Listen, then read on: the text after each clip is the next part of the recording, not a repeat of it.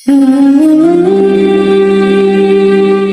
di Barat bersama mertuanya Tunku di Mata Iye alias Tunku di Payabakong merupakan ulama pemimpin pejuang Aceh di wilayah Kuruto, Aceh Utara dan sekitarnya. Keduanya sangat disegani, sering memimpin serangkaian serangan ke bivak dan patroli Belanda sepanjang tahun 1903 sehingga 1912. Menurut cerita dari sebagian masyarakat Aceh, Fatimah, istri Tunku di Barat, selalu ikut serta dalam perang berbekal rencong, pedang, dan senapan. Mereka kerap membangun taktik gerilya bersama pahlawan nasional, Cot Mutia, dan suaminya Pang Nanggro yang dikenal sebagai Napoleon Aceh. Belanda kemudian melakukan sebuah persiapan yang cukup matang untuk mengakhiri perlawanan Cot Mutia. Pada 22 Oktober 1910, sepasukan besar Marsose yang dipimpin oleh W.J. Moselman menyerbu benteng pertahanan Cot Mutia setelah mendapat informasi dari mata-mata.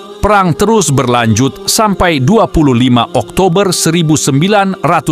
Kala itu, pasukan pimpinan Cot Mutia semakin terdesak. Perempuan itu menolak menyerah dan syahid terkena peluru. Putranya Tuku Sabi sempat dilarikan oleh Fatimah dan suaminya, Tunku di Barat, yang kemudian melanjutkan perjuangan ibu dan ayahnya. Khusus memburu dan menghadapi pasukan Tunku di Barat, sejak tahun 1908 pemerintah Belanda telah mengerahkan brigade pasukan Marsos dari kolone Machen yang terkenal beringas, dipimpin Kapten WBJA Schepens dan Kapten H. Christoffel. Setelah terlibat dalam banyak perang, Tunku di Barat dan istrinya gugur dalam sebuah pertempuran akibat terkena peluru pasukan Letnan Behrens pada tahun 1912.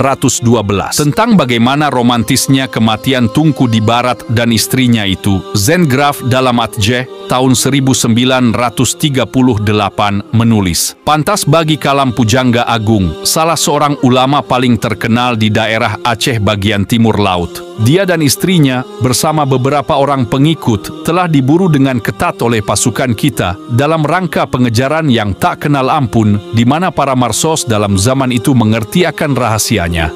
Kemudian tibalah adegan terakhir dalam rangkaian tragedi itu.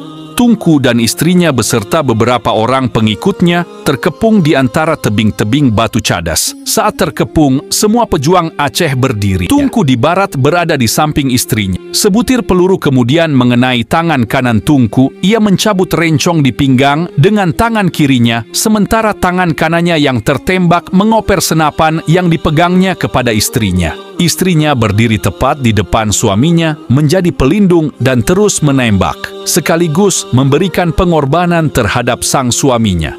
Suatu ungkapan teladan nan agung serta cinta bakti yang tinggi, tulis Zengraf.